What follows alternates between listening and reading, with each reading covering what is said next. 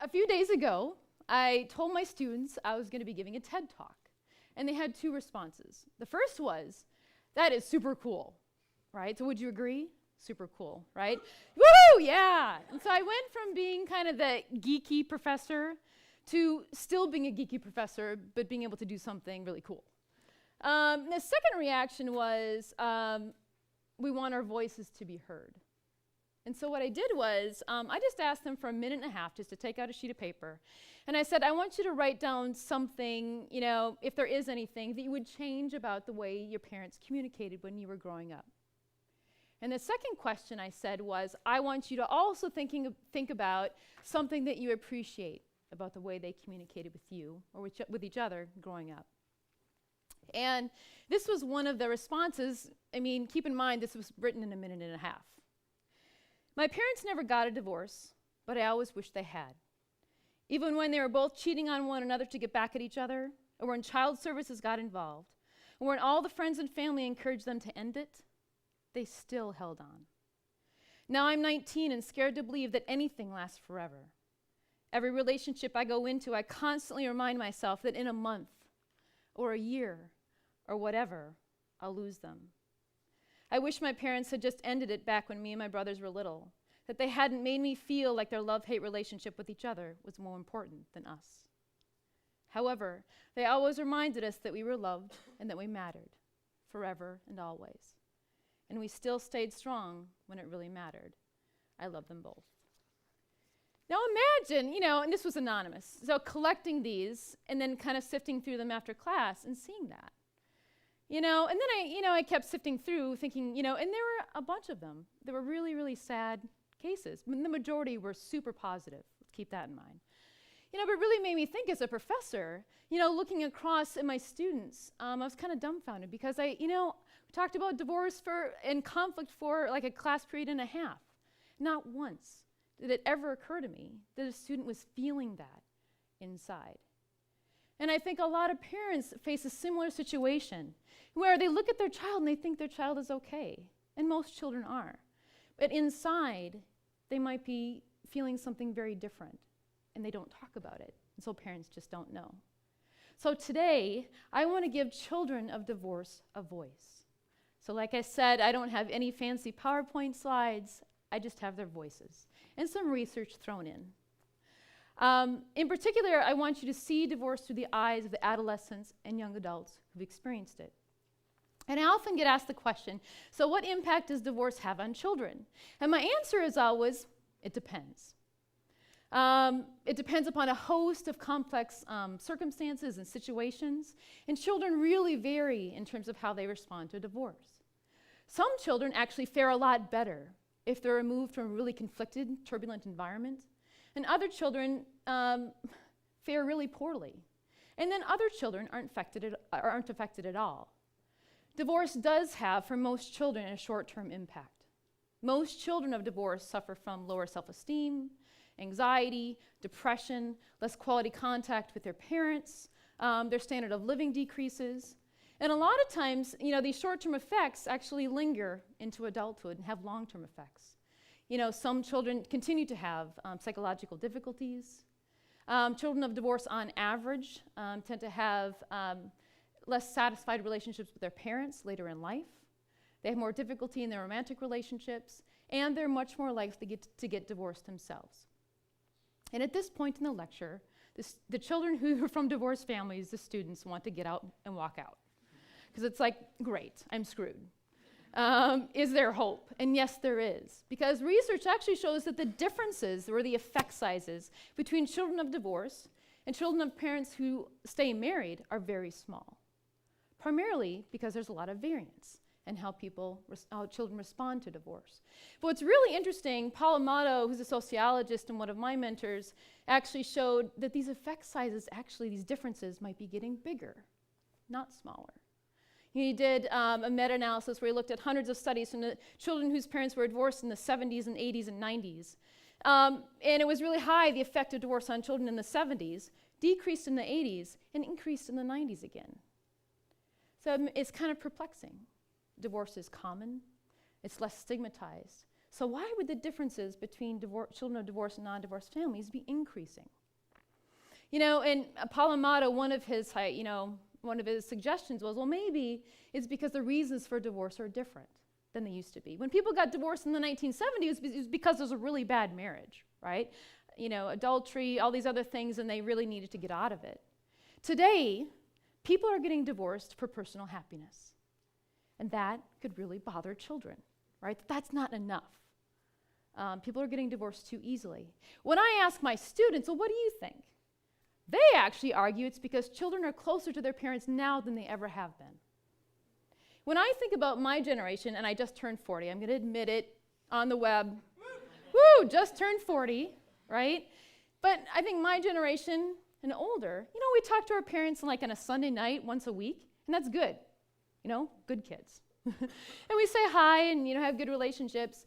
But those of you who are college students, how many of you talk to your parents once a day or once every other day? Yeah, the vast majority. Whenever I ask my students, classes of 100, 90% of them talk to their parents at least once a day. Text messaging, the phone, whatever they use, they talk to their parents a lot. And they feel extremely close to them. Times are changing, partially due to technology and other things. But it might mean that when divorce happens, because they're so close to their parents, it hurts them more. So setting that aside, though, those effect sizes, those differences are still very small. So divorce matters. But what I want you to remember today is this point. There's one variable that determines more than any other how well children function after divorce, and that's parents' conflict.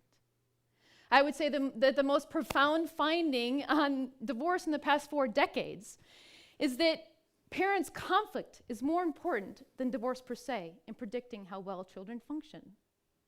In fact, children whose parents have a lot of conflict and who stay married, those are the children that actually have the most difficulty psychologically and have the most difficulty establishing satisfying relationships later in life, not the children necessarily whose parents divorce. It's not so much about the divorce as it is how parents relate to each other. Most people who've been married for 50 years are happily married, thank goodness. But there's a subgroup of those people who've been married forever who really just don't like each other. It's sarcastic, I know it's dark. But I kind of wish there was a special section of the Hallmark store for them. You know what I mean? Because Hallmark is always so flowery and beautiful, but there should be a card that says, you've been married for 50 years, but have you been happy? Again, dark, I know. But there are those subgroup of people who simply don't believe in divorce. And I'm not saying that you should go out and get a divorce. I'm not an advocate of divorce. It's really painful, and I do think people get divorced way too easily. But parents also need to know that the way that they fight affects their children's bodies. I remember a long time ago, I was doing field research and went into families' homes, and I was spending anywhere from 4 to 7 hours in their home. And I was interviewing and surveying, all the kids and the parents, everybody in the home. And I remember sitting on the couch with a child, Nate, who's 12 years old, sitting on the couch with him and asking him about his parents' divorce. And I remember him saying, his stomach hurt a lot. At night, his stomach would hurt. And then he would go to school and his stomach would still hurt. He had a hard time concentrating, and he was talking about how his parents fought a lot. And then I asked him, well, do you talk to your parents about their fighting? And he said, no, I don't ever talk to them about it because if I bring it up, it makes the conflict worse. That defining moment, that had a big impact on my research. I walked away from that interaction with that child thinking, I got to do something different, other than self-reports, or surveys, to try and show parents, look, the way that you're fighting is affecting your children's bodies. And from that point forward, I began to look at physiology and children's physiological reactions to their parents' conflict and other types of communication patterns through things like their heart rates, their galvanic skin response, or their sweat or arousal, and looking at stress hormones. And so, when your body is stressed, your brain tells the rest of your body to emit hormones like cortisol. So we take people's spit. You can tell a lot of things through a person's spit. Although sometimes people don't want to give us their spit. They're a little bit hesitant because they're like, are you cloning me? What are you going to do with this? DNA. You can't actually tell a person's DNA, but we look at stress hormones because you can tell just from someone's spit how stressed their body is. And so, for example, we bring parents and adolescents into the lab, we sit them on a couch, and then we have them talk about something stressful about the parents' relationship. And these are parents and kids from divorced and non-divorced families. And then we take their spit before the interaction and at 3 or 4 times after the interaction to look at how their body is responding when they're talking about something stressful related to the parents' relationship. And what we found, for example, is that parents that have really good communication skills, they don't have very much conflict, they're supportive, they're competent in the way that they communicate, either affectionate. It doesn't really stress out kids very much, that type of interaction. You know, they stress out a little bit, get a little bit anxious, and then their bodies are able to calm down really quickly. Doesn't matter whether their parents are divorced or not. The kids that have the most difficulty are the ones whose parents have a lot of conflict who are still married. Those kids, after that type of an interaction, or anxiety levels are like you bouncing a super ball in this room. Their bodies are less able to calm down after an interaction like that. Now, that's just one interaction. Now, imagine if your parents are chronically fighting, you know, what that can do inside to a child's body. Now, children of divorce whose parents had a lot of conflict also reacted. They had a delayed reaction, but then they were able to come down again. The other group of children that tend to have a really hard time with their parents' divorce are the ones who never see it coming. So let me give you kind of an extreme example. A young woman came up to me after a class one day, and she was really bothered. It was actually after the lecture on divorce. I tend to bother people. So, you know, her hands were all sweaty. I get that comment a lot, too. I make people all sweaty. So she comes up to me after class, and she's like, you know, I thought my parents had the perfect marriage. And my friends always told me, your parents have the perfect marriage. So she went off to college, and her parents sprung a divorce on her. And that's actually not all that uncommon. And then she said, you know, and my mom is my best friend. And so my mom confided in me that she was cheating on my dad, but that my dad didn't know. And she said, should I continue to see this other person, or should I break up with your father? Now, you can imagine what that would do to a person's body. So she said, Professor Afifi, what should I do? You know, I was like, you know, you think I'm nervous now. Like then I was like, and I actually said 2 things. I said, 1, I'm really sorry that you're in that situation. Number 2, I said, why do you know this information? I said, that's a lot of weight for a college student to have that type of information. And I said, you know what? You should be worried about what you're going to wear on Friday night. You should be worried about getting good grades. You should be worried about going out with your friends and what type of career you might have. Instead, she was worried day in and day out, every minute of the day, what are my parents going to do? Her mom, and they have a really close relationship, but parents have to be very careful so that that doesn't tip over, right? So their child doesn't become their confidant, their best friend, another parent. And that's a slippery slope. And I think that's a generational difference as well that we're facing. So that closeness is a good thing. But she felt caught between her parents. That's what really bothers adolescents and young adults, is when they feel caught or torn between their parents. When children feel caught or torn between their parents, they're tugged between different loyalties. They love both of their parents, right? So they're trying to maintain these relationships and defend their parents in the presence of the other. Children feel torn when their parents make them mediaries, when they make them messengers of information. They ask them to relay information. They use inappropriate disclosures. And it could be very, very small things. So, for example, the dad says, can you just remind your mom that you have a dentist appointment on Tuesday? Easy, right? The child goes to the mom. Mom, Dad said I have a dentist appointment on Tuesday. And the mom's like, well, why didn't your dad just tell me that?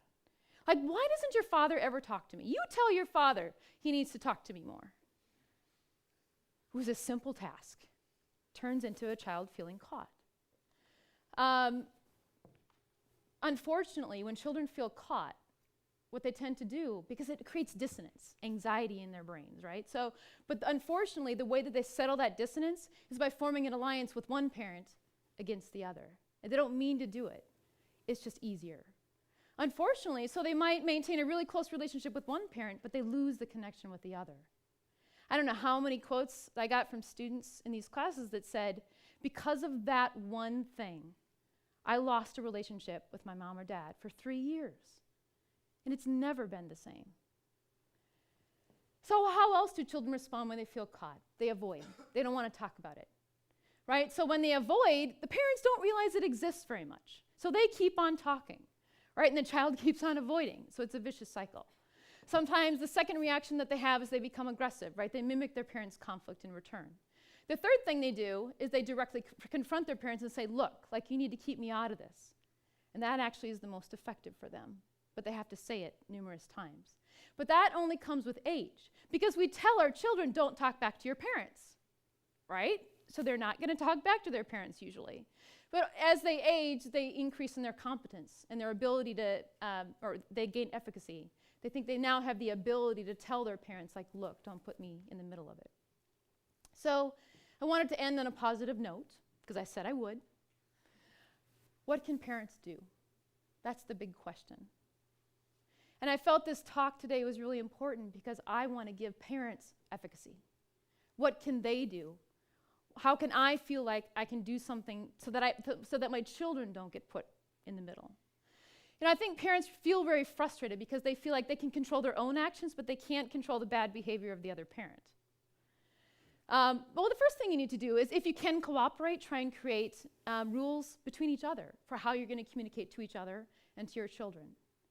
And try to co-parent together. That's the best alternative. But if you've tried and tried and tried and that's not working, the parent continues to badmouth you, don't engage. Let go. Focus on your own behavior. Because time and time again, adolescents and young adults will tell you, I respected that. I could see what was going on. And my mom or my dad didn't go there. You know, when I said we had 2 little girls, one 6 and one 8, they squabble like sisters do, siblings do. So like one will come to me and say, you know, Mom, my sister keeps picking on me. And I say, well, what would happen if you didn't talk to her back? You know, really, what would happen if you didn't engage? Just don't fight back. She's going to get bored, right? Same thing happens with adults. If you don't engage, your behavior can actually affect the other behavior. Because it's not a game anymore. The second thing is to figure out where the emotions are coming from. Robert Emery, who is a clinician and a researcher who studies divorce, said, you know, sometimes parents, former spouses, are really angry at each other because they hate each other. And sometimes they're really angry at each other because they still love each other. So you have to figure out, why are you so angry? And then you have to figure out how to redefine your relationship. You're no longer married to each other. You're co-parents. So trying to figure out how you can go from spouses to co-parents effectively. And the last thing that I would recommend is trying to take away some of the emotion.